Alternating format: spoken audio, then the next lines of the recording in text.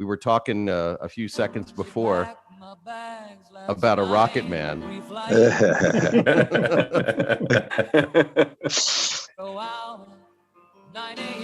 Boy, we're giving the Brits a lot of airtime here. Well, and come on. The best. We write the best music, don't we? Yeah, we had we had the Stones, we had the Beatles, and now Elton John. So starting at your music come show. on, but we did have Jimi Hendrix, and we have some stars on our end. Yes, we absolutely did. So Jeff, we have a special guest today, don't we? We do. We have my new friend, Aaron Schwartzbart, the Rocket Man. Good morning. Good morning, Aaron. I wanted to just introduce you real quick. 4-time race champion, ordained minister, and philanthropist. Oh, and by the way, a rocket scientist. Sorry, Aaron. I didn't mean it like that. Really. So Aaron has created MotorGospel with the mission of saving kids from harm and street racing. And I thought that was a very admirable process that, to me, I think everybody needs to know about this. So Aaron, thanks for coming in and tell us a little bit more about MotorGospel. I'm Aaron Schwartzbart, president and pastor of MotorGospel Ministries, and my 4.5 championships. 2019 season got truncated, and I also took the points for 2019, but it was such a no, not 2019, 2020, the COVID year, the hysteria. Right. I also took the points for 2020, but it was such a truncated season that I don't even think they called it a championship. So anyhow, the championships were all won in a 9:14. So you tugged at my heartstrings when you spoke about your Oh, cool. I got some seen pictures that of that. Yeah. Please, Yes, Aaron, sir. send some pictures so we can put them up. Good. I will. Thank you kindly.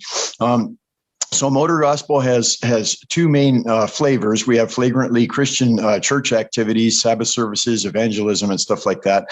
But we also have non-religious benevolence in the community. I like to call it kindness just for kindness' sake, without any religious strings attached. I'm completely unashamed of the flagrantly religious when the context is appropriate for that. But I'm just as unashamed about keeping it sincerely about street racing when kids are sentenced by the courts to come to us at the racetrack where we embarrass them at 150 to 200 miles an hour. And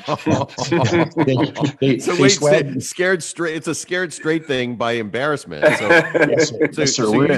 So they're street racing. Then they get charged for street racing. Yes. And their sentence, for lack of a better term, is to go get slapped by real racers. Yes, sir. Sounds like scared fast. Right. On the straightaway. Right. They swagger in and they think they can drive for about 5 minutes, and then all of a sudden they're the slow guy in a pack of hardened criminals like myself, that have been racing for 30 years, and it's life changing for them. We don't even have to tell them don't street race anymore. They sober up real quick. Wow. Awesome. That's awesome. Wow. So tell us when the transition happened from your being a rocket scientist to deciding to make this change in your life. And how did that happen? What prelimed that? Right. So there are a few steps to that process that we don't have time for the long versions of the stories, but I came out the womb hardwired to be criminally insane. Every time I got a steering wheel in my hand, I was living proof that intelligence and sanity do not necessarily go hand in hand. There are some very smart, frightening Norman Bates, nerds out there that don't have tattoos and don't have muscles and stuff, but a baby with a machine gun can be a danger, right? Self-proclaimed speed junkie. Right. Yeah. So my daily commute was 90 miles an hour on 35 mile an hour surface street, rush hour traffic 5 days a week on Canoga Avenue as a gainfully employed tax-paying rocket scientist, highly educated, bright, arrogant. And I really thought I knew what was up, and I really thought I knew how to drive. And I would weave in and out of 35 mile an hour rush hour traffic 5 days a week doing 90 miles an hour. I'd slow down to 60 if I had to turn left in an intersection. I'd be right back to 90, in a brief time. And during that time, there was a real irritating Jesus freak guy at work. And he had organized the other Christians in the workplace to pray for me. They they picked the most vile. I was like a Charles Manson or a Ted Bundy or a Larry Flint or somebody with a steering wheel all rolled into one. Pray for him. Right. They didn't want to see a small miracle. They didn't want to see a nice guy just add a Christian, suffix or prefix or whatever to his activities. They wanted to see Charles Manson get saved. And, boy, did it happen, much to everybody's surprise. I wasn't a church boy growing up. I'm Jewish by blood, even though I was more of an atheist by faith than anything. And long story short, I got saved in a big way about 30 years ago, and I've been using my pathological tendencies with the steering wheel for good instead of being a problem ever since. Thank you. What a great story. I have to tell you, I don't think I've ever seen the whole panel laughing at the same exact time. Really great story. I had a feeling when I talked to you the first time that you were going to be really good on the show. And thank you so much. Let's open it up. Does anybody else? I have a question for Aaron, if I may. So after you scare the, I can't say it on air. No, you absolutely can. That's the great thing about Facebook. And they clean their underwear. What's the work that goes on after that? I mean, because I'm sure there is work that goes on. Right. It depends on the individual, but the various kinds of things that happen are depending on his or her commitment and attitude, and whether that turning point represents a decision to get serious and buy a race car and race at the track, or a decision that he or she, doesn't have what he or she thought she had, and they just wish us well and go away. They don't street race anymore, and they don't become serious motorsports professionals. Yeah, depending on that person, we will help in all kinds of ways. We'll help them get a competition license. We'll teach them how to really do it legitimately. We'll help them build a race car or buy a race car. We've sponsored bunches and bunches of people, sacrificially, not necessarily expecting anything in return. I have this ridiculous idea, since not getting killed and not going to jail for all my shenanigans, that I'm kind of here to just give and give and give and not necessarily get anything back. Yeah. So I remember somebody saying to me early on when I used to like to drive really fast on the street, that once you drive on a track, once you drive fast on a track, you'll never drive fast on the street again. And I couldn't understand the logic behind that, but it's absolutely true, because the streets are not designed for those kinds of speeds. And being on a track, you understand the difference. So can you speak a little bit to that, Aaron? Yeah. There were generally a Corvette is a two-seater. There were, I think, 4 kids in a Corvette here, maybe, 5 or 10 years ago. And, they thought, because it's a Corvette, those little recommended speed signs, the ones that are not ticketable, they're like yellow diamonds or something instead of a white rectangle or whatever. The little yellow recommended speed sign that said 45 or whatever didn't matter, because they were in a Corvette. It's got good tires and all that. So they were doing like 90 on a turn that had a recommended speed of 45. Unaware of something that physicists have relied on. It's not necessarily a fact, it's an opinion, but it's an opinion that hasn't been disproven in 400 years, and it's called conservation of energy. So kinetic energy it relates to potential energy. The faster you're going, the higher you'll rise if you go up a hill or a jump or something like that. So these kids were not physicists. There were 4 of them at a Corvette. They were doing 90 where it said 45. And unbeknownst to them, the recommended speed of 90 was not based on the sharpness of the turn. It was based on an elevation change. And conservation of energy suggested that they would be airborne at the crest in the midst of the turn. Wow. And it doesn't matter if you're in a Corvette, if it's ballistic and the tires aren't touching the road surface. You're a passenger at that point. You're not a driver. Yeah. So they flew through the air. They flew head on into an oncoming car in the oncoming lane. They made an unplanned lane change with all 4 wheels off the ground, and all four kids crammed into the Corvette were killed. I can't remember if they killed the innocent bystander who was minding his or her own business.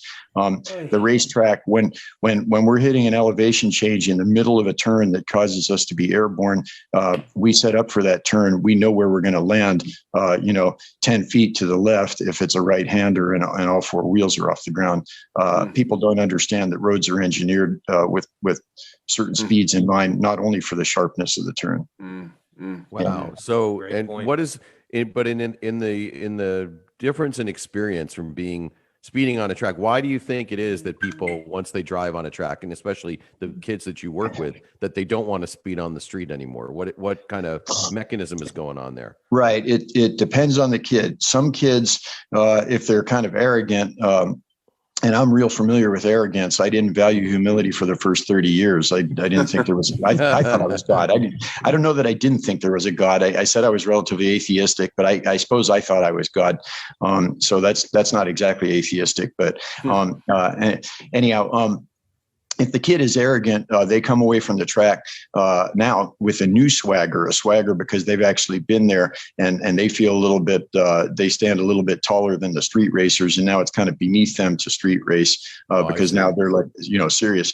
Other kids, if they have a little bit of humility, they start off first thinking that they know what's up, then they're badly embarrassed at 150 to 200 miles an hour in bumper to bumper traffic, being the slow guy, the rolling chicane. And then if they have a little bit of humility about it, and if they like motorsports, even after that experience, then they're learning. They're a student and they're a sponge, soaking up all of our experience and stuff. And they rapidly come to understand how dangerous and inappropriate street racing is as they learn how to really drive. Can you tell us humility sounds like what happens, which is a good thing.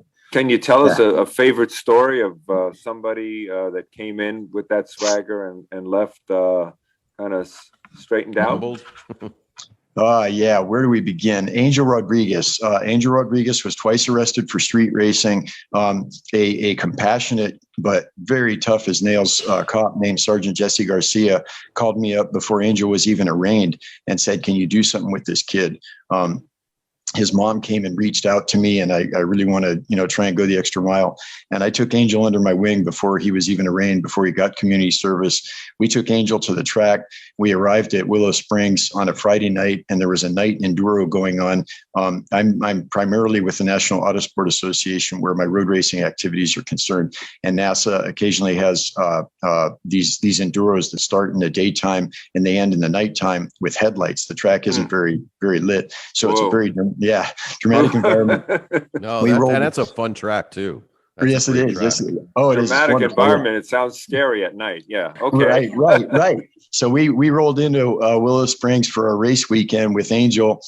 It's the first time he had ever been to any racetrack after years of driving way too fast in this older what's it called? IS300, Lexus IS300. And we went up to Bud Balcony in the dark and saw those headlights flying up through the dust and the tire smoke and stuff. And I videotaped his reaction to seeing that for the first time. And he was like a chatty little girl. He was so excited. Within a matter of, he took to it. He really wanted to race. He paid attention to our instruction. He soaked it up like a sponge. Within a matter of a month or two, he was making grown men cry with that older IS300. He spanked a what is this $85,000? It's some Dodge Hellcat or Scat or something. Yeah. Challenger Hellcat. Okay, very, very fast Dodge. He beat that Dodge with this 200 horsepower IS300 at Auto Club Speedway on the Roval. It's half road course and half oval. Wow. He beat a Porsche with that Lexus, all because he was humble and listened and really became a sponge and wanted to learn. And hearing the other guys complain about his being way too aggressive and way too fast, I'm like, are we at a racetrack or not? That's the full story. I have to tell you, Aaron. Where can people find you? Give us a little bit of info on your contact info. Yeah, it's a little bit complicated because we have a website called motorgospel.org, motorgospel.org. However, that website is not very fresh. I don't spend a lot of time on it. So that is the website that has all our contact info. But the really up-to-date stuff is Facebook, Aaron Schwartzbart, with my almost 3,700 Facebook friends. I have a Motor Gospel Ministries Facebook, Motor Gospel Youth Center Facebook. I have Instagram and Twitter, but they all have only a few hundred followers, where my own Facebook, Aaron Schwartzbart, is where I do most of my fresh interaction. And Awesome, so, Aaron, awesome. what's your take? Is it more fun to drive a fast car slow or a slow car fast? Wow. Well, I would certainly say it's more fun to drive a slow car fast. Driving a fast car slow is relaxing. When you're in a car that has a lot of torque and you're idling at 2,000 RPM and still accelerating harder than somebody else that's at 8,000 RPM, that's relaxing. When you're in a momentum car that can take a turn at 135 miles an hour and you're doing 100 miles an hour, that's certainly relaxing too. You could do that with a big gulp and a stogie and a CB. That's relaxing. But the wonderful thing is driving a fast car fast, obviously. Fast car fast. That's even Aaron, what kind of numbers have you had with these graduates? How many of them became professional automotive people? How many car guys themselves? I'll give you two answers on that. Out of the court-ordered kids, only one or two have kind of stayed with it.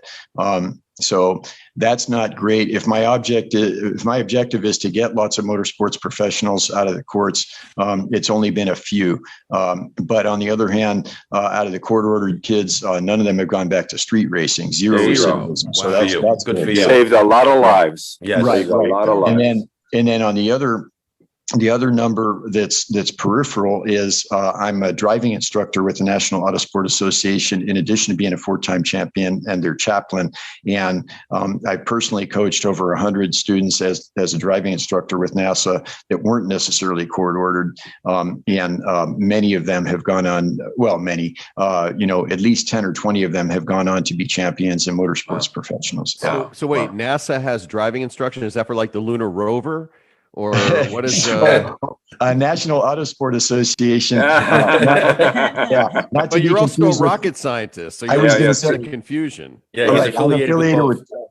I'm affiliated with both. So NASA. Right, the one NASA, not to be confused with the other NASA. So, Aaron, how did your background in physics help you on the track and on the road? Yeah, many ways. The understanding in my teaching, we teach after school. We have an after school auto shop club that's part of the anti-street racing campaign. Although the kids there, some of them are court ordered, but others come voluntarily. Others are brought by their parents. Others are on the autism spectrum, and the LAUSD sends them to us if they don't fit the traditional educational mold, because we can give them some increased attention and let them work at their pace and stuff. So in the after school auto shop club, physics helps a bunch. I teach them about things like conservation of energy and don't go fast around turns that have elevation changes and all this good stuff. But probably the single biggest thing, besides some of the driving dynamics and the cornering and all that, is understanding torque. Dyno operators and even reputable magazines, periodicals and such don't understand that torque is multiplied through gears, and they chronically erroneously list rear wheel torque of 300 foot-pounds or 800 foot-pounds or whatever it is that you have at the crank. And, nothing could be further from the truth. You don't do 0 to 60 in 5 seconds on a 2,400 pound car with 300 foot-pounds at the rear wheels.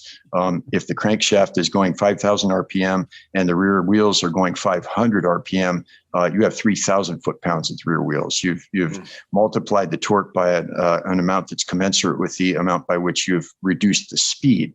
So my understanding torque at the rear wheels, which is often erroneously quoted, which is actually at the crank, has helped me on the dyno. Specialty Z sponsors us. They let us use the dyno, but they let me do all the tuning. And my understanding of torque versus RPM at the wheels, taking into account the gears, has helped me to get a whole lot of speed on a shoestring budget. So which came first? Were you a car guy first or a physicist first? Two answers. That's a chicken and egg question, I suppose. Not exactly. It's there are a couple of can a bull get pregnant? Is it all between the ears or is it between the legs? These kinds of things. So there are some shades of gray on that answer. I was an aspiring homicidal maniac with the steering wheel from the womb. I came out the womb hardwired to be insane when I got a steering wheel in my hands for reasons I don't understand. I was born that way. I can say along with Lady Gaga, I was born that way. But I couldn't afford to be a really meaningful threat in the community until I made some money from rocket science when I was able to buy this ridiculous Trans Am that would do 90 miles an hour on city surface streets. It would go from 40 to 90 in 5 seconds or something like that. So I couldn't afford to put traction to my insanity until I made some money from the space program. And what kind of was that a Trans Am, a Smokey and the Bandit Trans Am?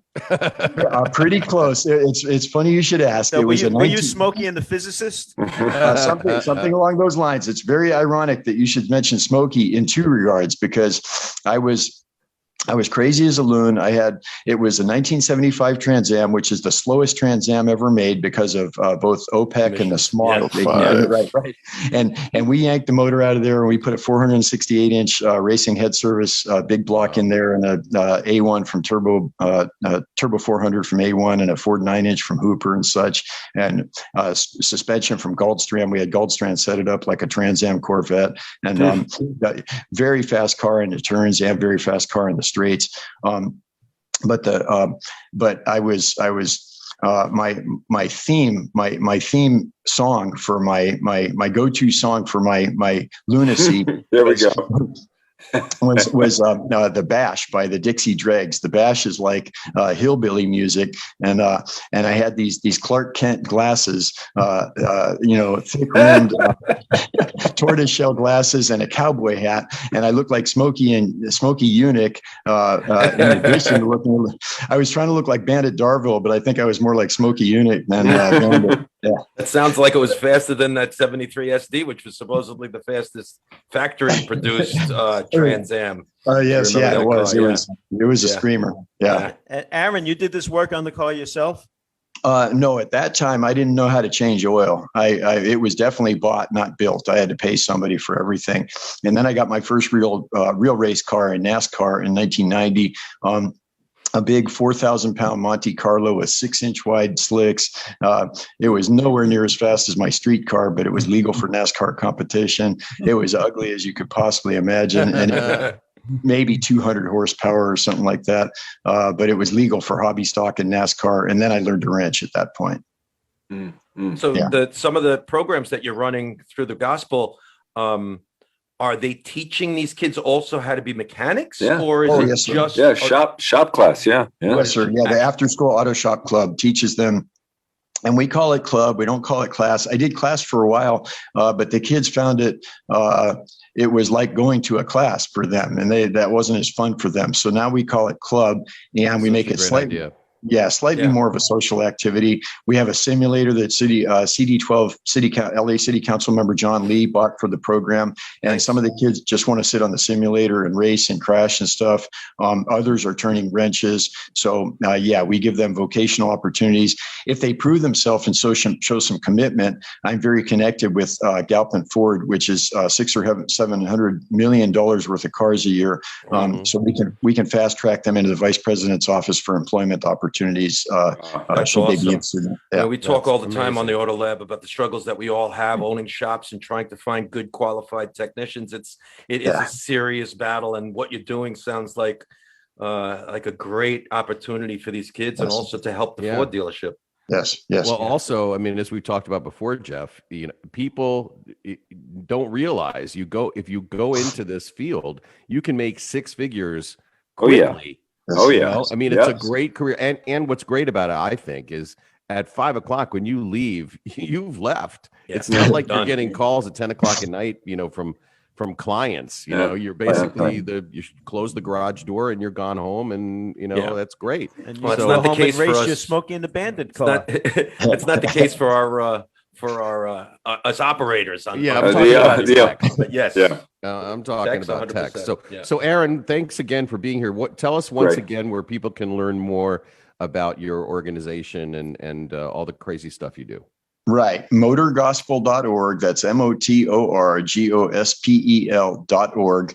Or the best one is Aaron Schwartzbart, AARON SCHWART like Tom, Z like zebra, B like Bob, ART at Facebook, at my Aaron Schwartzbart Facebook page, or call me or text me at 818-620-7132. That's 818-620-7132, or email me at motorgospel@gmail.com. Aaron, I have to say, Aaron, it's been a blast. Thank you so much for coming on. And I'm so glad we ran into one another. I'm sure we're going to do some great things together.